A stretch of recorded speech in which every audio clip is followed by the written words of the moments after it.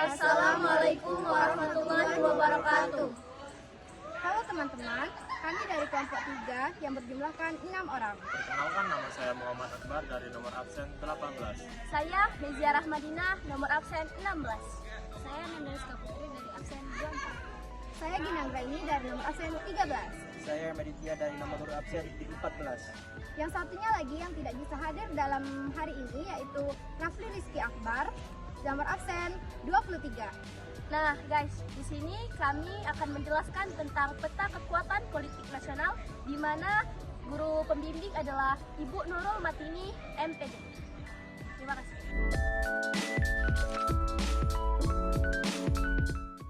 Baik, di sini judul PPT kami adalah peta kekuatan politik nasional.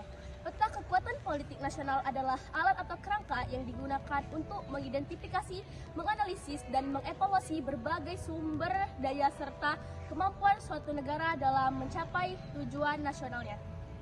Di mana tujuannya memastikan kebijakan yang diambil sesuai dengan kekuatan dan kelemahan negara, mendukung pemerintah dalam membuat keputusan yang tepat dalam bidang politik, ekonomi, dan keamanan, serta mengukur perkembangan dan kemajuan suatu negara berdasarkan indikator tertentu.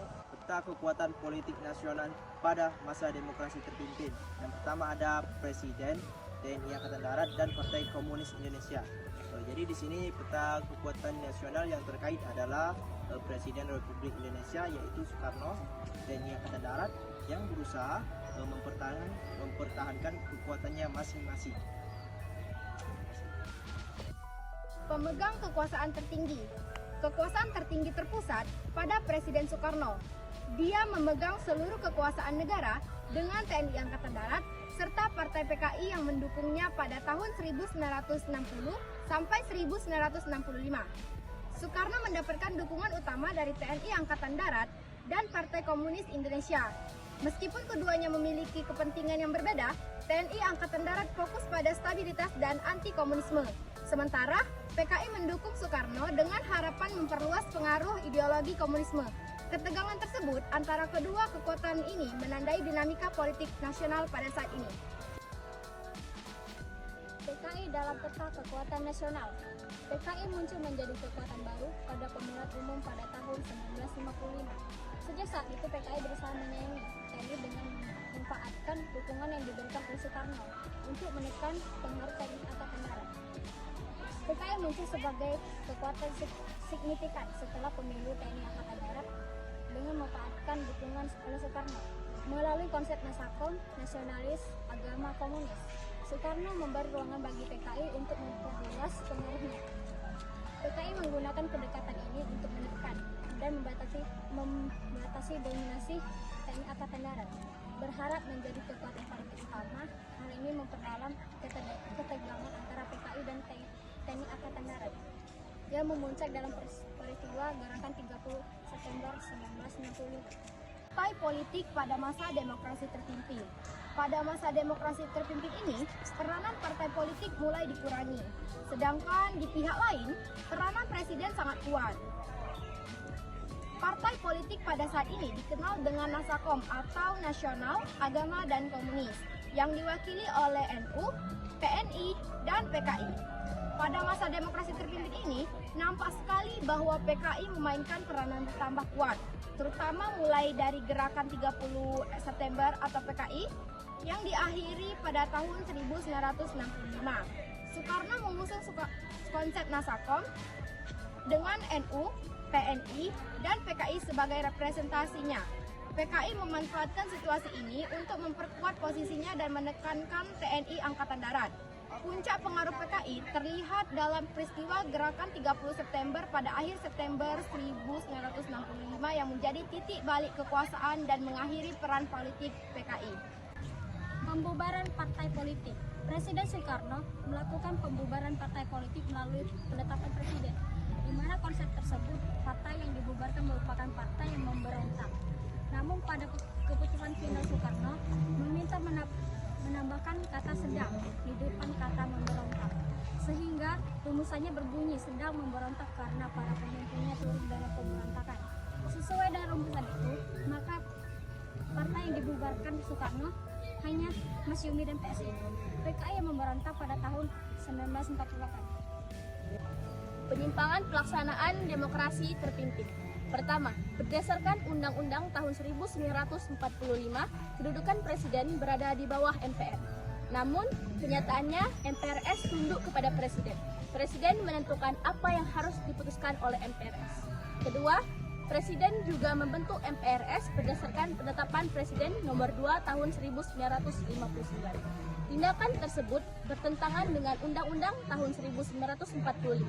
Seharusnya pengangkatan anggota MPRS sebagai lembaga tertinggi negara dilakukan melalui pemilihan. Ketiga, Dewan Perwakilan Rakyat atau DPR hasil pemilu tahun 1955 dibubarkan karena pada tahun 1960 DPR menolak RAPBN yang diajukan pemerintah. Sebagai gantinya, Presiden membentuk Dewan Perwakilan Rakyat Gotong Royong atau DPR-GR, di mana semua anggotanya ditunjuk oleh Presiden. 4. Dewan Pertimbangan Agung Sementara atau DPAS dibentuk berdasarkan penetapan Presiden nomor 3 tahun 1959. Lembaga ini diketuai oleh Presiden. Kedudukan DPAS juga berada di bawah pemerintah atau Presiden sebab Presiden adalah ketuanya. Kelima, Front Nasional dibentuk berdasarkan penetapan Presiden nomor 13 tahun 1953. Front Nasional merupakan sebuah organisasi massa yang memperjuangkan cita-cita, proklamasi dan cita-cita yang tergantung dalam Undang-Undang 1945. Front Nasional dipimpin oleh Presiden Soekarno. 6. Pada tanggal 9 Juli 1959, Presiden membentuk Kabinet Kerja. Program kabinet antara lain adalah mencukupi kebutuhan sandang, pangan, menciptakan keamanan negara, serta mengembalikan Irian Barat. 7.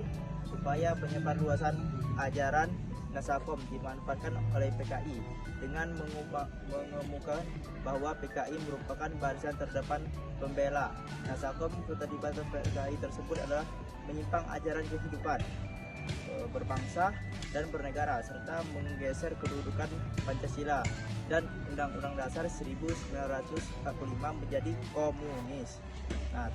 TNI dan Polri disatukan menjadi Angkatan Bersenjata Republik Indonesia yang terdiri atas 4 angkatan. Masing-masing angkatan dipimpin oleh Menteri Panglima Angkatan yang kedudukannya langsung berada di bawah Bapak Presiden. 9. Pada masa demokrasi terpimpin, kedudukan partai dibatasi oleh penetapan Presiden nomor 7 tahun 1959. Pembatasan gerak-gerik partai semakin memperkuat kedudukan pemerintah, terutama Presiden. 10. Pada awalnya, politik luar negara Indonesia adalah politik yang bebas aktif yang mengabdi pada masa demokrasi negara-negara blok barat dan konfrontasi terhadap negara-negara blok barat. Ajaran Resopi. Yang pertama ada revolusi. Bagi Soekarno, revolusi tidak hanya sekedar peristiwa yang menggulingkan penjajah, melainkan sebuah proses berkelanjutan untuk mengubah struktur politik, sosial, dan ekonomi. Agar lebih berkeadilan, Soekarno mendorong rakyat agar memiliki kesadaran revolusioner dan siap melakukan perubahan mental atau revolusi mental untuk mencapai Indonesia yang merdeka secara utuh. Yang kedua ada sosialisme. Sosialisme yang dianut Soekarno bukanlah sosialisme komunis murni, melainkan sosialisme Indonesia yang sesuai dengan nilai-nilai gotong royong dan kebersamaan. Ia menginginkan masyarakat tanpa penindasan rakyat dan distribusi kekayaan yang adil dengan ekonomi yang berpihak kepada rakyat kecil seperti petani dan buruh. Yang ketiga ada pemimpin nasional. Soekarno percaya bahwa untuk memimpin atau revolusi dan untuk menerapkan sosialisme diperlukan figur pemimpin nasional yang kuat dan visioner. Kepemimpinan ini tidak hanya bertugas sebagai simbol, tetapi juga sebagai penegak dan penjaga persatuan ideologi dan latar belakang rakyat Indonesia. Sekian penjelasan dari kami. Bila ada kelebihan itu dari kami. Bila ada kesalahan itu dari teman kami. Wassalamualaikum warahmatullahi wabarakatuh.